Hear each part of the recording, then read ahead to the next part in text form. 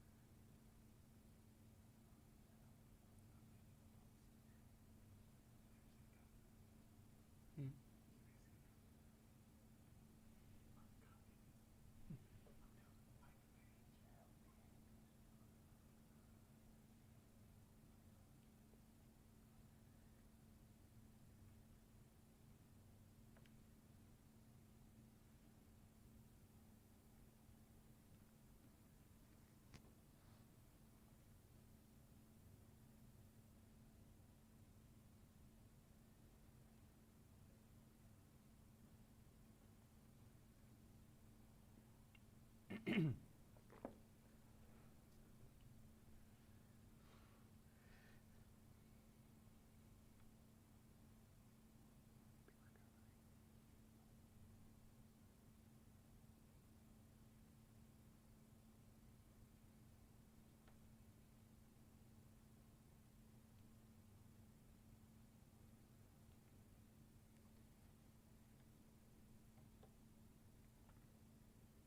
Hey, what's up, everybody? It's Jimmy McGill and Christopher Dickie. That's our intro music. I love it. And so if you're watching the Recovery Clinic, if you haven't already done so, please go like and follow the page. My name is Jimmy McGill. I'm a person in long-term recovery, and this man here is... Christopher Dickie, another person in long-term recovery. You are in long-term recovery. I am. So we've got a really hot topic for you guys today, and it's one that almost every state is talking about. And it's still largely misunderstood. Yeah, there's a lot of misconceptions when it comes to peer support. what it really is. He just slipped it out. I did, didn't That's I? good. It's That's like good. Pop the balloon. Peer Yeah. support. What is Yeah. peer support? We're going to talk about the role of peer support in different settings. Yeah. Treatment, hospitals, jails. Community organization centers, recovery-oriented systems of care, drug courts, parole and probation offices. Anywhere you see addiction, you should also see recovery supports. In fact, there's big bills being pushed out for Capitol Hill right now from Faces and Voices of Recovery, the Partnership to End Addiction, Young People in Recovery. They're all really fighting right now heavily for recovery designated money. I think we've got 1.5 billion that was just recently designated for recovery, and I think they're asking for more. So They should. they should because So- they're valuable. I look forward to. So this is kind of going to be a different type of show. I'm going to be basically interviewing Jimmy today. Me? Well, that's a little bit. I mean, I know what peer recovery is, but You should. why not hear it from the person who has been instrumental in creating this movement here in Arkansas? And I'm going to get to some pretty good questions for him. Okay. But That sounds fun. it is. It's going to be fun. And so real quick, the Recovery Clinic, what it is, it's a place for people in early recovery, thinking about recovery, or long-term recovery, or anybody interested in recovery to come find out about recovery. And also, in the same breath, it's a place for people to come find support and accountability. Something that the coronavirus kind of stripped away from us in the beginning was support and accountability. And a lot of people are suffering or have suffered because of that. Absolutely. Especially you add in loss of job, loss of routine, and just different kinds of loss, different kinds of challenges. And Jimmy and I are tired of people hurting, people losing their life to addiction needlessly. And so we created the Recovery Clinic to have a safe place for an hour to connect and share, whether we're hurting or we're having something successful to talk about. So check in with us, go into the comment section of the live feed wherever you're at, and let us know how you're doing. Let us know what's going on, and then talk to us about what you think peer recovery is as we're going, and Jimmy's talking about peer recovery and the role in what it is meant to be and do. We're interested in hearing your thoughts as well. We also got these cool little mugs. I got a new coffee cup, man. Isn't that cool? Yeah, the Recovery Clinic. We do recover. Probably the most used statement by people in recovery. We can and do recover, right? Like, I love it. And We do so, recover. Yeah, and so SAMHSA, that's the SAMHSA Dean term now too.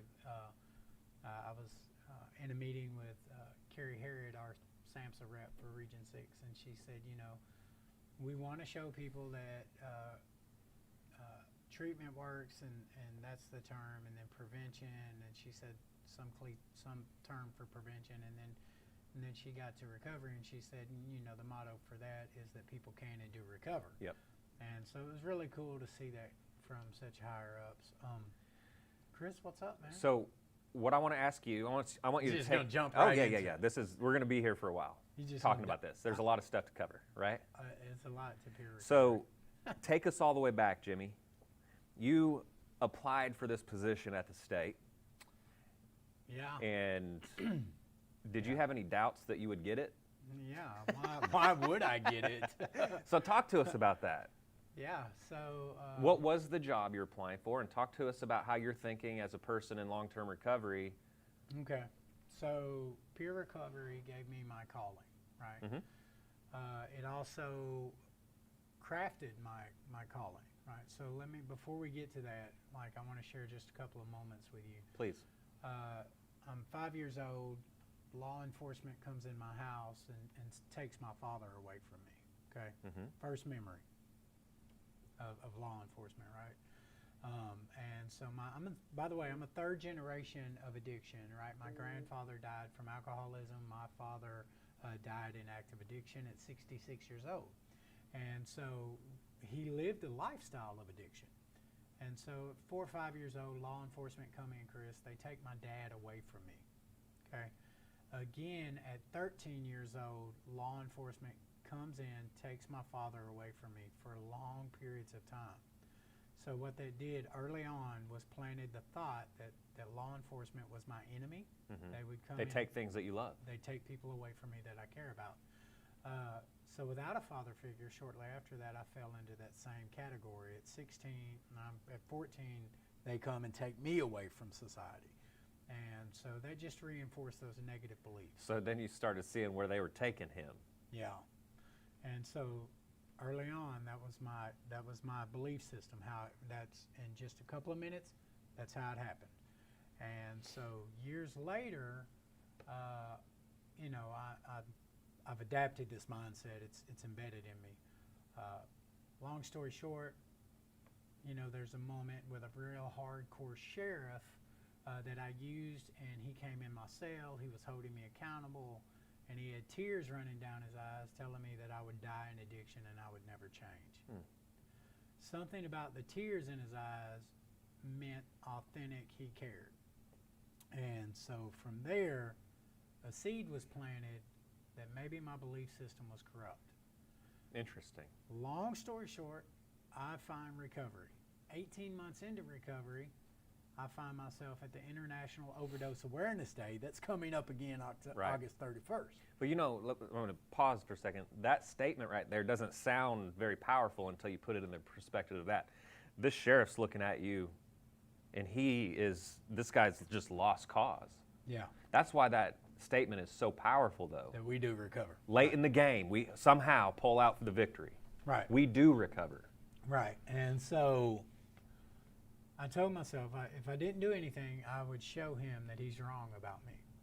Right. And so 18 months later, I'm in long-term recovery. I've got 18 months sober and clean, and I'm at the state capitol, and here comes this big, tall, bald-headed guy. Now, I know him instantly.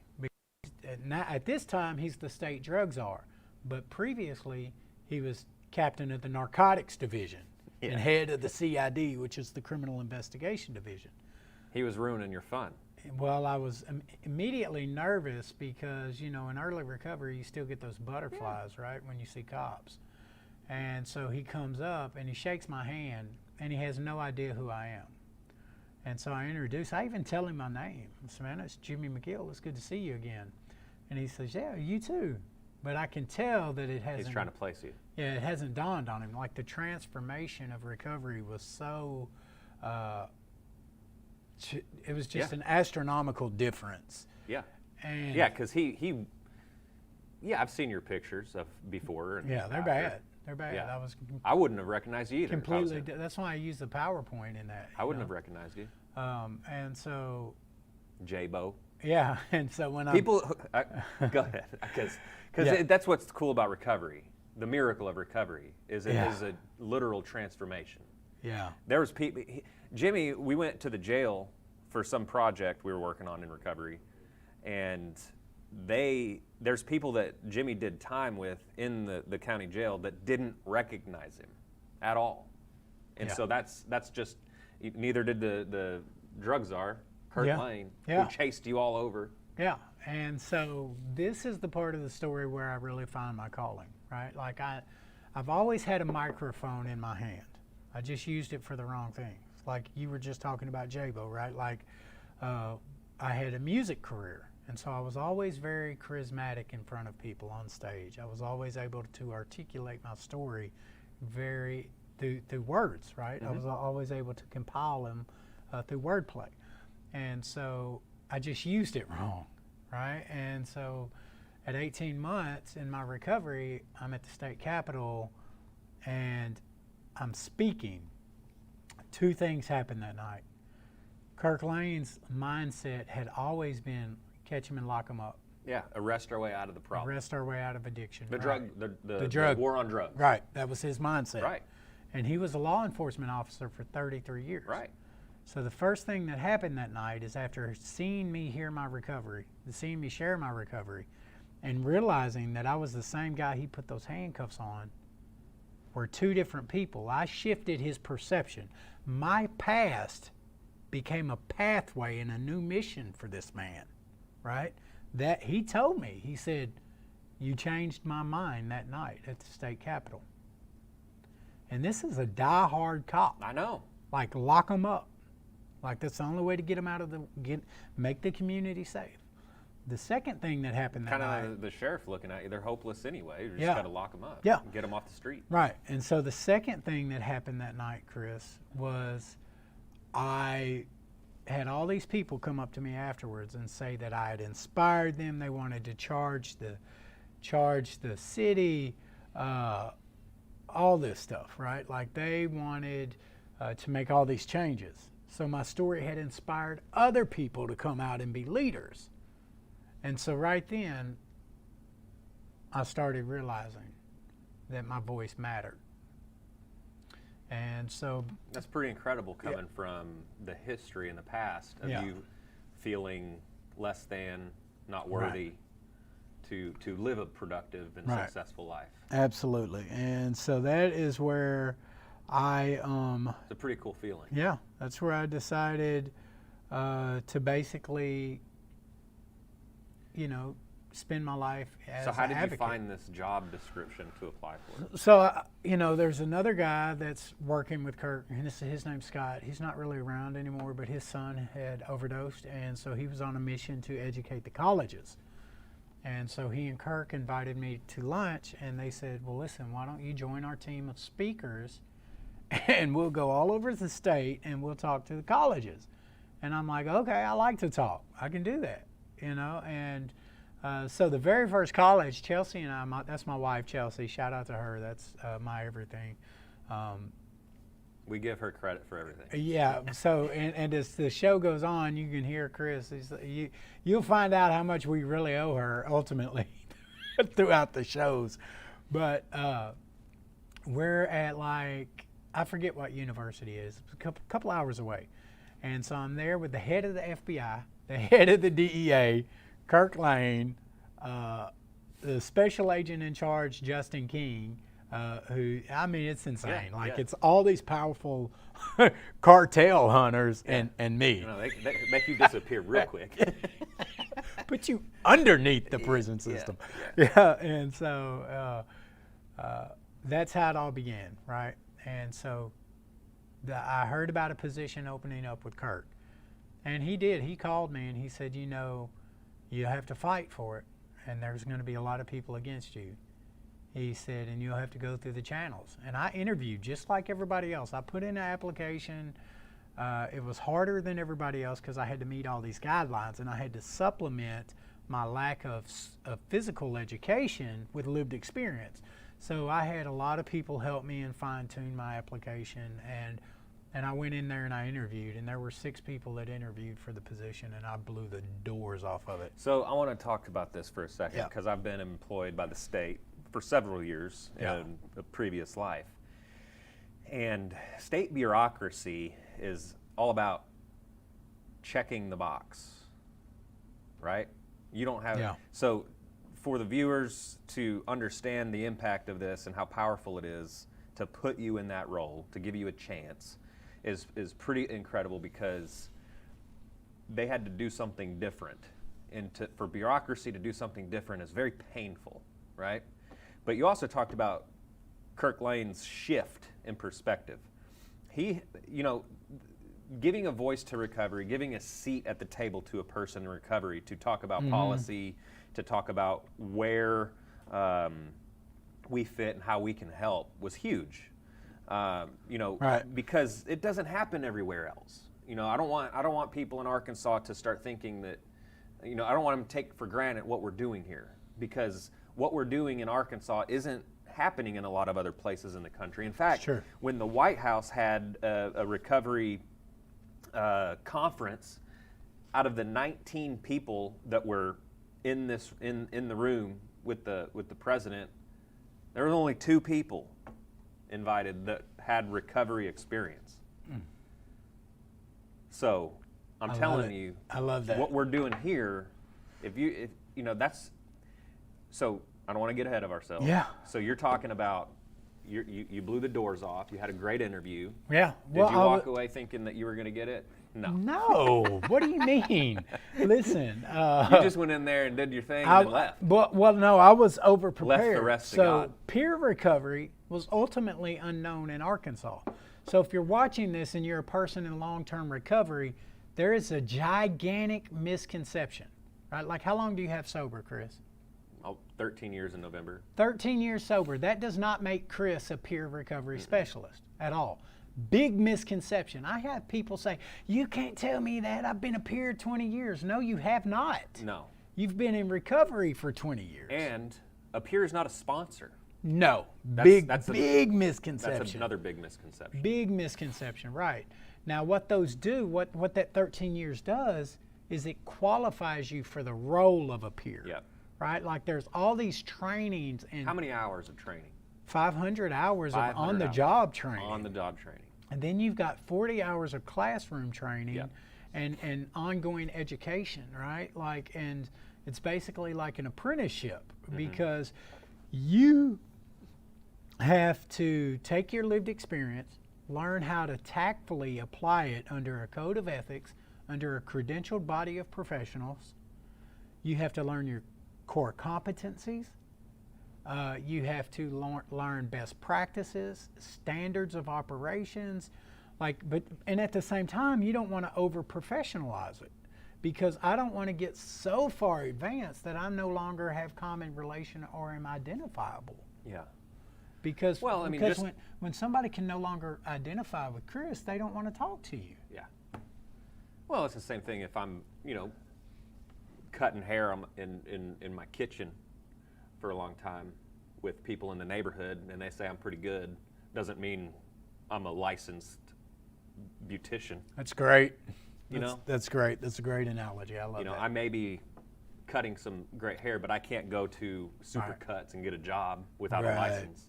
So back to the original point I was making with that whole turnaround, right? Right. I have to go out and learn everything I can learn about peer recovery. And so when it comes time for this interview, I'm the only person out of the 6 people that interview that have lived experience, which was the key ingredient, right? Like, how are you going to lead a recovery movement on behalf of the state and you're not familiar with the culture? You're not familiar with the behaviors and characteristics. And so I put together this full business launch plan. You know how we do it, right? Like, people in recovery, Hey, it's better to be, what do they say? It's like under promise, over deliver. Yeah. So I've got, I find out, I called Deborah Bledsoe, who's the state's director of treatment, and I'm like, how many people are on this panel? And she says, there's 4 of us. So I'm scared to death. I walk in here and it's like I'm in front of the parole board. I'm not interviewing with a supervisor. I have a whole body of people, and they've got clipboards and they're asking me questions, and I'm like, wow. But I bring 4 folders. I've got 4 photos. I've already developed a launch plan for the state, how to implement it in 8 different treatment centers, how to provide supervision, ongoing training, and all this. Now, granted, the entire launch plan was ultimately ridiculous. What I thought I knew I didn't know. A lot of the stuff we still use, a lot of it was completely against the nature of peer support, but I didn't know it then. Right. But it was enough to get me hired, and so I got hired, and it's crazy. It's crazy. And then all of a sudden, you're in the position. All of a sudden, you're like, oh. yeah. I'm supervising like 330 people, and I'm like, I don't know what to do. Yeah. And it's scary because I should never have been thrust into the position I was in at that time in my life. They should. I don't know. Yeah. So Richard Branson. Rough. Yeah. You know who that is? No. Sir Richard Branson. Oh, yeah. Virgin. Yeah. Virgin Airlines, Virgin Mobile. He always says, if you get an opportunity, accept it and learn how to do it later. Yeah. Well, that's what happened. There's a learning curve, right? When you're just thrown into it. Yeah. Yeah, it was. So you're in the position. You've got this big task. You're charged to incorporate peer recovery in the state of Arkansas. Talk to us about Appalachian State and.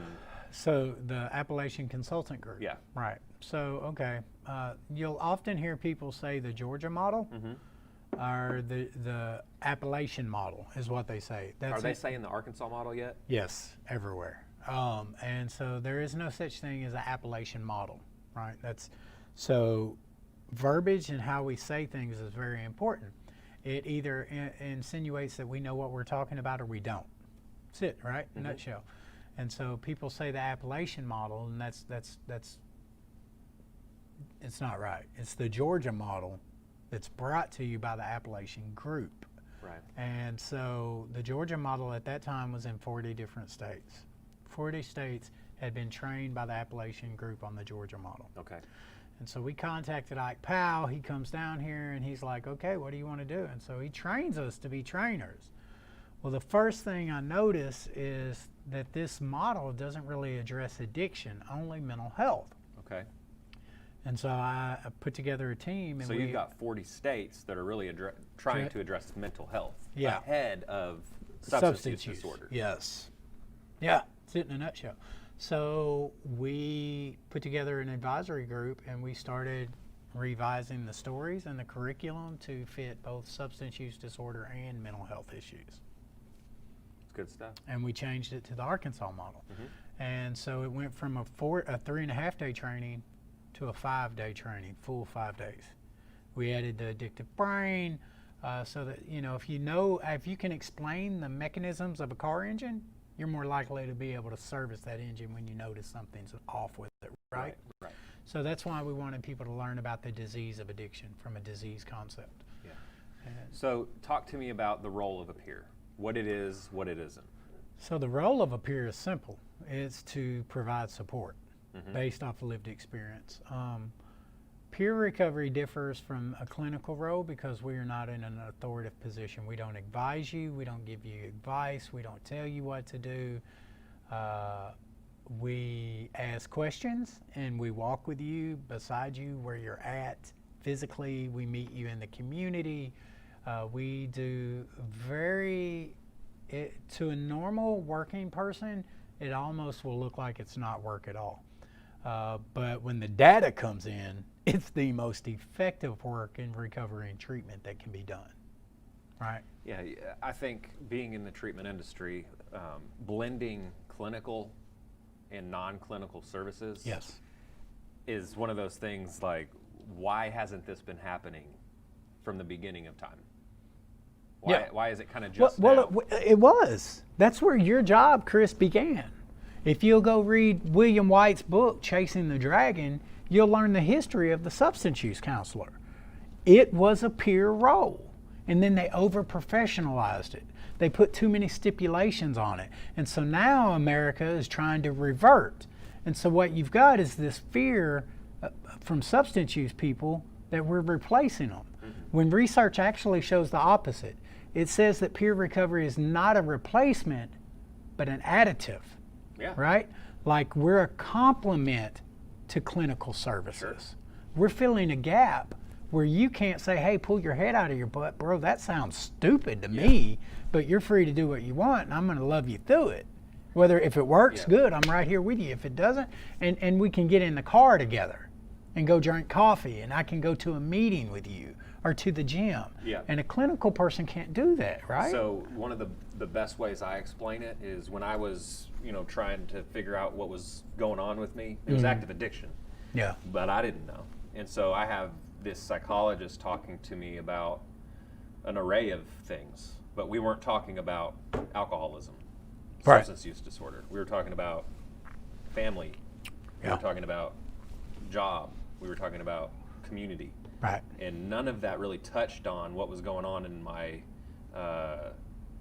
internal processes of trying to navigate life, because I needed to have a substance to change how I felt. Right. And we weren't addressing. So one of the things, they weren't speaking my language. So was I honest with them? No. I wasn't honest with myself. I didn't have someone talking to me on a real level. So I always compare that to, a peer is kind of like, I wake up in a third world country, right? I'm in a lot of pain. I'm afraid. I don't know where to go. And a peer knows the language. Yeah. They know the terrain. That's right. They know how to navigate. That's and right. they can help me find my way out. Absolutely. They're walking That's what we with do. me. Yes. They're supporting me on that pathway. Whatever that pathway is. Right. And so that's what I've always So let me add a little bit more Sure. crust to what Chris just said. Is someone wakes up, right? Now that terrain, that foreign land that Chris is talking about, let's call that early recovery, because it's very unfamiliar, right? And so I'm coming out of a drug-induced life for 23 years, and so your brain is not firing on all cylinders when you sober up, okay? Mm-hmm. So all of a sudden I'm clean, I'm not using, and I'm expected to navigate a very complex system without being able to think to my brain's capacity. We're set up for failure when people expect us to know how to live, and that's where that peer comes in. They walk beside us and they become the role model and the proof, right? Like, that's the hope. The more I hang out with you, the more hope I have for my future. I want to do all the things that you do, right? But with 5 years recovery, I can't expect to see the fruit of a 13-year sober life yet. So the more I hang out with you, the more I inspire and the more hope is instilled that I'll be able to do the things you do. And so forth. Someone with a year clean hanging out with me with 5 years clean, same system. Yeah. So talk to me about some of the challenges. So what we're seeing now is peers in treatment. We're seeing peers in jails. We're seeing peers in hospitals, this is huge. This is huge. Well, not just that. Now we have them teamed up with investigators. Exactly. So you can't have that kind of change without having challenges. So talk to us about how we're overcoming some of those. What are they and how we're overcoming them? So, well, supervision is the biggest challenge, right? Because best practices say that peers should be supervised by seasoned peers. And to be a seasoned peer, you need to be currently actively somehow working in the field of peer, because it's constantly evolving and changing. And so what is best practices 2 years ago will not be best practices today. What's best practices right now will not be that in a year. Yeah. Some of it may, but it's like a constant evolution. It's kind of, yeah. Right. And so, finding a way that we can be supervised by that was the big challenge. So we developed the supervision model for Arkansas. So the Arkansas model is the only one that has 3 tiers. You've got the core, the advanced, and the supervision. Yeah. Yeah. And so we're leaders, and we were the state that suggested the Region 6 form a peer advisory council. And I sat on that council, and there's only 5 of us. There's the peer director for Arkansas, New Mexico, Louisiana, Oklahoma, and Texas. And then, as we expand, we'll have representatives from the 68 federally recognized tribes. But we're the only region in the nation that has already formed that. That's big. Yeah. That's big. And they advise, when you have SSAs come into other states and say, hey, listen, this is what's working best in Arkansas, and I've got the other 4 SSAs with us. Like, you don't really have a choice but to listen to that. That's big. Yeah. So why would a hospital hire a peer?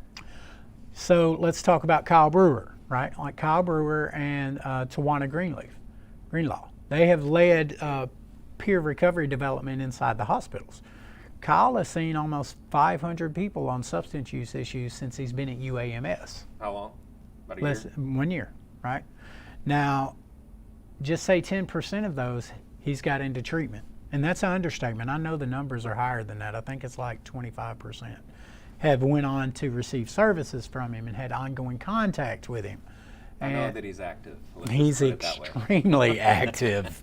Very busy. Yeah. And so what you see in a hospital is you see less readmissions, and that's a big deal. If you've got the same people coming in complaining about the same thing in a hospital, that's a bad thing. If you overdose and you come in my hospital 6 different times, obviously there's an issue. Yeah. So you see less of that with Kyle. Yeah, in a place like West Virginia that was hit very hard with the opioid epidemic, when someone would overdose and be transported to a hospital, I think it was reported that 90% of the time they weren't given next steps. They were just released. Why? Because you have people just sometimes don't understand addiction. They don't understand recovery. They don't know how to coalesce the two. Yeah. Well, that's the authenticity of peer. That appears in there. Yes. A person like Kyle Brewer can walk in there and say, "Hey, I've been exactly where you're at." Yeah. I remember the last time. Wait a minute. Not only just say that, back it up. Yeah. Because he doesn't really look like he's been anywhere, right? Right. But when you talk to Kyle, Exactly. you find you can't deny his authenticity. No. Right. And that's what's important about the lived experiences. I'm talking your language. Yeah. I can reach into. I can reach a little bit deeper into that relationship. Right. That's and right. It's a supplement. It's not replace anything. Right. You have the doctors, you have the nurses that are keeping this person alive. Yeah. And then you have Kyle coming in or people like him in a vulnerable position and saying, "Hey, man, hey, step with me. I can help you. I've been there. I know a way out." And you know, Chris, we just had a report come out on the overdoses. Arkansas was one of the 4 southern states in the southern region that showed a decrease in numbers from overdoses. While the country is rising. Yeah, Arkansas literally showed a decrease. And not only was we one of the 4 states, we were the only state in double digits that decreased in overdoses. Now, it probably won't be that way now because of COVID, but that's powerful. Could be. That's because we had leadership that believed in recovery and brought recovery to the table. We have buy-in. We do. From the governor to the drug czar to the state director of treatment workers. To the trench workers. Or as I love or that. as Ashley Costa says, light workers. Lighthouse. Yeah. Yes. I love that because you are a lighthouse. You're the light in the darkness, and it's warm and it's attractive, and you're my beacon of hope. Chris is my beacon. Am I red right now? You are. Well, It's making me blush. Yeah, I love it. So, it's cool, man. It's cool. And I consider it a gift from God if you get to do the work that you love to do. So I want to ask you to kind of highlight some of your favorite peer-related stories where a peer really helped save the day. If you know what I mean, like I put you on the spot, but what are we hearing from some of the jails? What are we hearing from some, only law enforcement people can go into jails. Yeah. Right? But we're sending people with lived experience, peers, trained peers into jails. So recently, Saturday, I watched Sean Winkle, who he just graduated our peer recovery program inside Lone Oak, right? And he accredits that hope that became the driving force of his life to Casey Copeland, another peer who was providing services to the men inside that jail. So he would go in. Yeah, and he would share his life, and he would do workshops. Yeah, he'd do groups. He'd facilitate groups. He would, help the men with housing. Help them get ready for school. This is different than a 12-step meeting.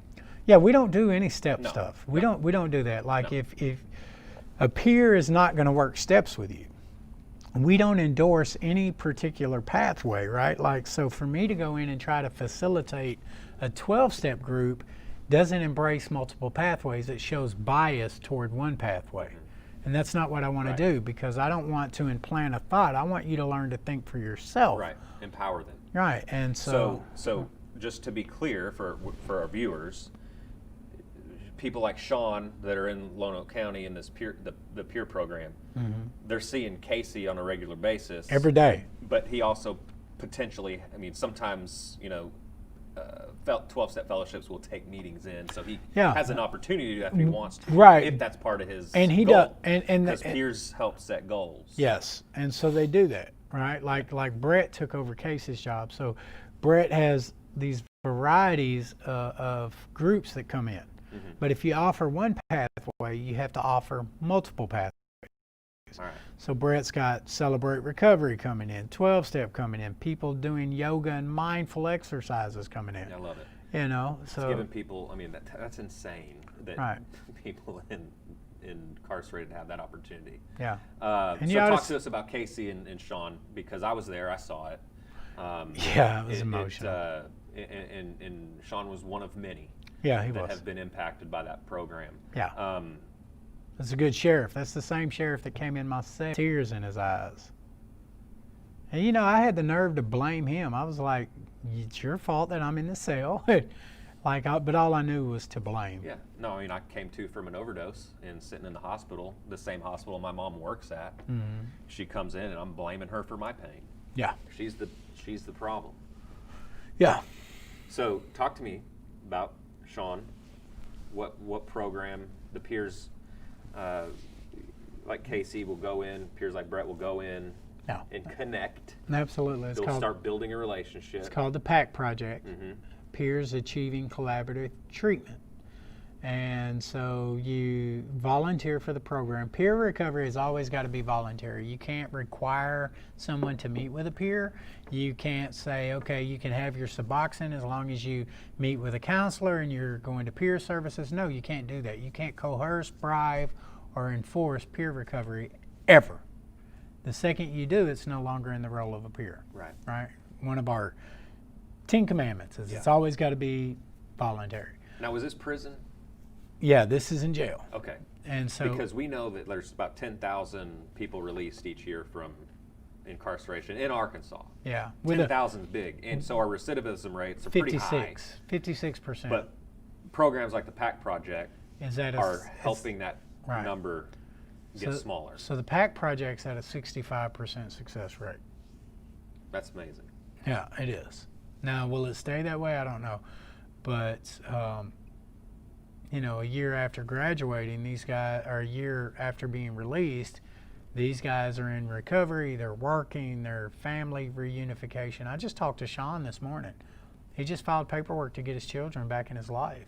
And that was the requirement, that he complete the Pact Project. You know what I mean? And so he's waiting on that certificate. Yeah, he was. And now he gets both his little girls back in his life. Like it came full circle. And he's, you know, wanting to work to become a peer himself so that he can go back and give his own life. So stories like Sean's are really incredible to me, very inspiring, because while he was completing the Pact Project, he's learning skills, he's setting goals. None of this is arbitrary, it's purposeful on how he's being set up for success. Because if you just, you know, I mean, I have a daughter, 8 years old, a nephew that's 8 years old, and just love them to death. Mm-hmm. I want them to have every opportunity. I want them to be able to be a kid. And so you have people like Sean and that story that he gets to go back and be the role model he's supposed to be in his kid's life, right? And provide consistency, provide love and support. Something that he's been working on. You just didn't get the, you know, what I can't stand is, and I think this is what I'm trying to say, what I can't stand is when I'm in a recovery related meeting and someone's complaining that they lost their kids and they, you know, and they're treating them like it's a driver's license. Yeah. Like they're just wanting their driver's license back. I just want my kids back like my driver's license. Right. So there's a lot of things that I need to do for myself to become equipped to be a parent. I mean, and to be able to stand on my own 2 feet and be a supporter. Yeah. Not someone that's, you know, kind of taking the air out of the room like I used to. Not saying that was Sean's story. That was my story. I needed to learn how to be recovery centered and not Chris centered. Yeah. Hard to do. Very hard. Yeah. Hard to do. He had that one in the chamber. Wait. Got him. Yeah, man. So now I want to ask you. Where do you see peer recovery? What's the future look like for peer recovery? In Arkansas or nationally? Hit both. So nationally, peer is becoming the leader, right? Like, so here's the thing. You've got this big pushback from people who have gone to school for a long time. And so for a long time, people have considered, there's never been a job scope built off of lived experience. And so from my standpoint and from peers nationally, you've got national advocacy groups popping up everywhere to fight for stronger funding. So you're going to see peer, and now it's being written into Medicaid coding all over the nation, right? Like substance use and mental health peers. And you know, so, and we're actually, the states are coming together to assist other states in getting the Medicaid billing. And so we're fighting for better pay, right? Arkansas and Wisconsin and Virginia pay really well for peers. We start out, you know, it's nice, right? And so anyway, the same way we respect college educated people, right? Like you paid a lot for your education. So did I. 23 years worth. All kinds of damage to my body. 13 years of incarceration, right? Like a lot of and so all those educated studies that you went to school and learned were about me. Those were case studies about people in addiction. So the same way you can't write off the education, you can't write off the case study that you learned your education from. Yeah, but I mean, you have the lived experience which qualifies you, but you have formal training to become a peer. Yeah, we do. This is like, and it's ongoing and ongoing Exactly. and ongoing. And so that's the big push on a national level is right now, and we're fighting for funding, and peers are becoming the voice of recovery publicly. Like they're the ones who are not afraid to be in the shadows. So we're the ones fighting for bills, and we're the ones in front of legislation. We're the ones coming together, mobilizing and organizing, right? Which goes a long way in ending stigma. Yes. The more we normalize that conversation, the more we speak out about it, the less opportunity a person will have to kind of judge the situation because they're going to understand more. Right. They're going to understand where the person's coming from. Yeah. So, and for Arkansas, peers will continue, hopefully, to be the leaders. Hopefully, continue to become, you know, the focal point for the other states in the nation. Hopefully, continue to collaborate. You know, I would like to see more peer services implemented inside a treatment center, right? Like, and there's a big pushback for that. A lot of treatment centers say they're just glorified sponsors, or they're paid sponsors, or why do we need them? That service is a waste of money. And so I think that's the one area that we really lack. Now, every once in a while, you'll get a treatment center like Natural State Recovery that gets it, right? But let me say this. Yeah. There was a learning curve. There was. You know, in the beginning, a couple years ago, I didn't understand completely where I was blending, or how do you say it, where I was commingling services? Co-opting. Co-opting services. That's it. Overstepping a role. Right. What do you say that? That's it. Co-opting? Co-opting. Right. So we completely eliminated that. We learned that if a peer is going to be on staff, they have to be completely separate, equal and with their own job description. And supporting. Right. They're in a support role. Yeah, that's it. Not an authoritative one. Right. I love it, and that's the biggest threat. And so we can learn from each other. Yeah. We learn from our mistakes. Yeah.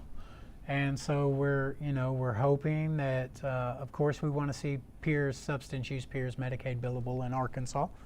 And so we're working with other agencies to possibly entertain those thoughts. And we've already sent the Arkansas model out to 13 other states to kind of replicate their own version of the Arkansas model. And we just ask that the credit be given to us that that's where it started at. Yeah. I wonder if there's any legislators that would love to come on and be a guest that we could talk about Medicaid. Hey, let's get them. Come on, leg review. Yeah. And so, that's it. That's we could go on and on about peer recovery all day.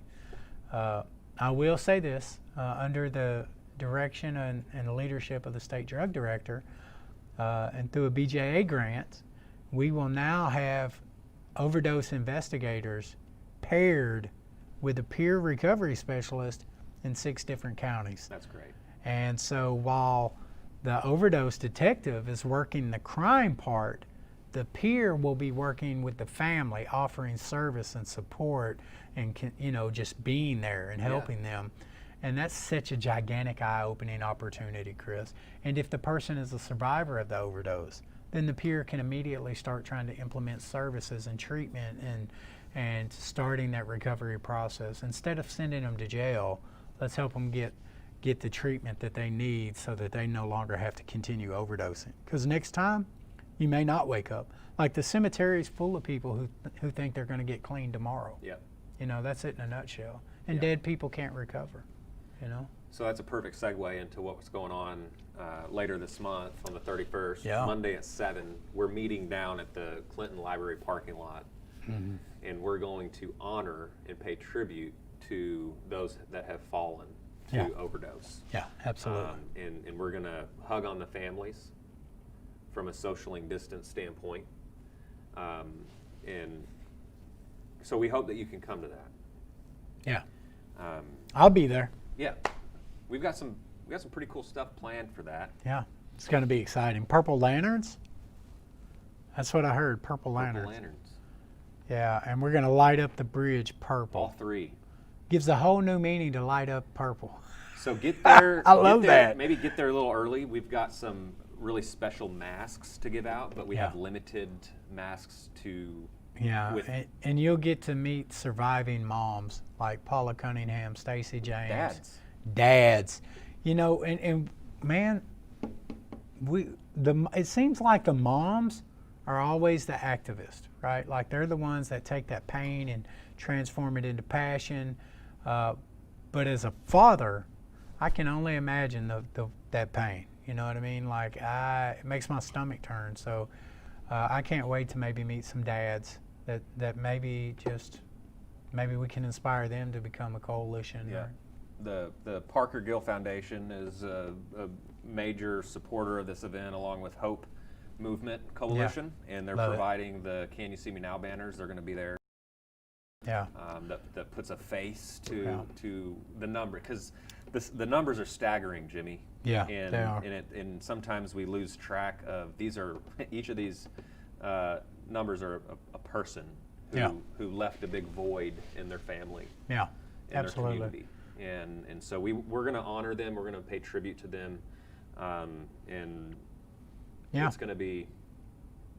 Absolutely, I'm excited about it, dude. I can't wait. Like, that's the next big thing, and it's a big thing, right? Yeah, because we need to create awareness to this. We need to stop this. Yeah, it's hemorrhaging. We're hemorrhaging. Yeah, the more we speak out about it, the less moms have to bury their babies. Absolutely.